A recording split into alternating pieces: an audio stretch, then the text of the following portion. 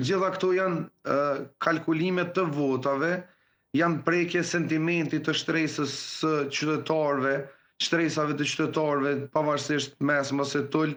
me idenë që me i paraqit bizneset si dëmtues, si bllokues, si paralizues të jetës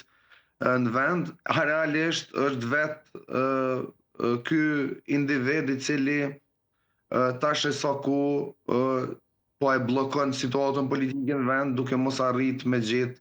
një konsenzus për me ecë tutje me konstituu Kuvendin e Republikës Kosovës që është qendrore për me pas një vitalitet shtetit,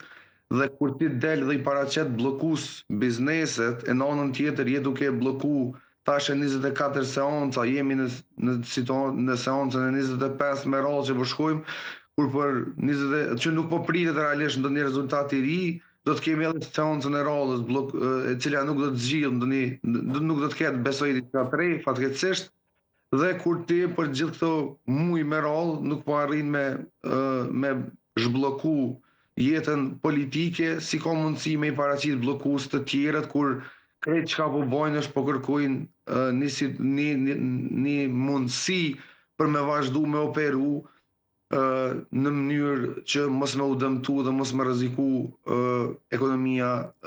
aktuale në vendin tonë. Dhe janë këto biznese dhe njerë po e potencoj që është me shumë rëndësi para qytetarëve, të cilët janë duke na dëgju, janë këto biznese të cilat i mbushin orgat e shtetit, paguajnë me miliarda taksa, prej tyre marrim rrogat edhe ne që jemi në sektorin publik, prej tyre mundsohet edhe aspekti i zhvillimit infrastrukturor kështu me radhë, dhe pa këto biznese do të jetë e pamundur që të kemi një ekonomi normale, duke marrë parasysh që ne bëjmë pjesë në ekonominë e tregut dhe kushdo që pretendon ndryshe që të ecë tutje në këtë shekull, po besoj që vetëm do të na kthej shumë vite prapa.